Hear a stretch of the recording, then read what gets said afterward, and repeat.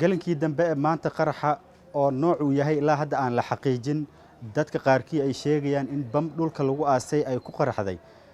halka u dhaxaysa kaamamka dadka barakacyaasha ay degan yihiin ee Xanaano 2 iyo kaamka barakacyaasha ee Kormari ayaa la sheegayaa in ay ku dhaawacmeen in ka badan 30 qof halka dhimashadana la sheegayo in ilaa 4 qof ay dhinteen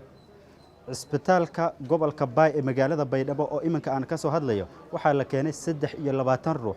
hal dhimasho ah iyo 22 oo dhaawacyo kala duwan qaba sarkaalkan waa saraakiisha caafimaadka ee caawa heeganka ku ah oo bukaanada caawinaya ee qaraxyada waxyeelada ka soo gaartay waxa uu ka waramayaa xaaladda wiil 11 sano jir ah oo dhaawacyada ka mid ah waliba waa onogan dadka geeka qaraxga meelaha ku deeriya ku mid ay waliba la ray Maxamed Xasan Ibrahim yalla runtii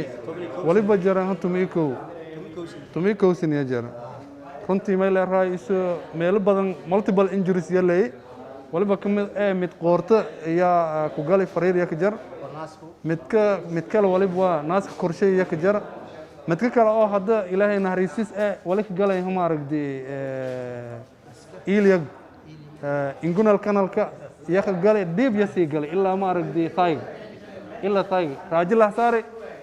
dhaawaca hadda mustalaagli wal oo hadda blood vessels injuries na ma aragahayna laakiin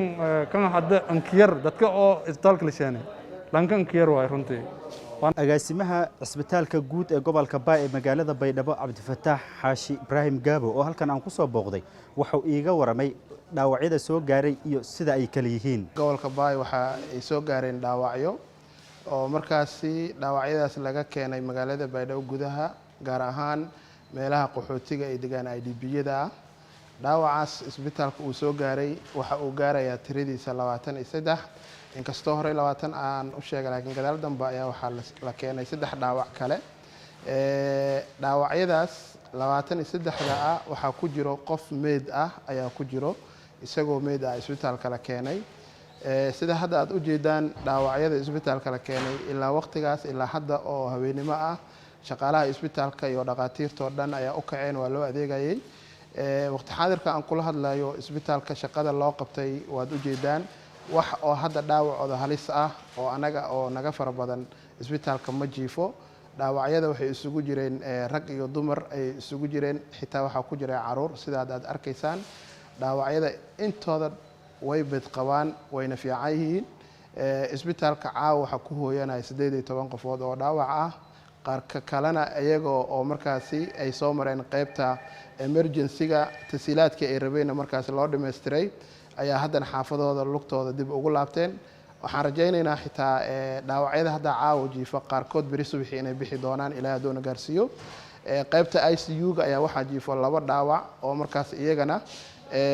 chest tube ay ahaayeen oo dhinaca dhiigga hoos u daadanay labadaasna iyaga inta badan waa la tacaalay haddana way fiican yihiin waxay u baahnaayeen dhiigna waa lagu wada shibay wax hadda oo dhib ah taagan malan dhaawacyadana waxay noqdeen dhaawacyo aad u fudud oo isbitaalka oo aad oo la tacaalay dadkan lagu qarxiyay duleedka bari ee magaalada Baydhabo ayaa u damaashaadiyay maalinta labaad ee Ciidul Fidriga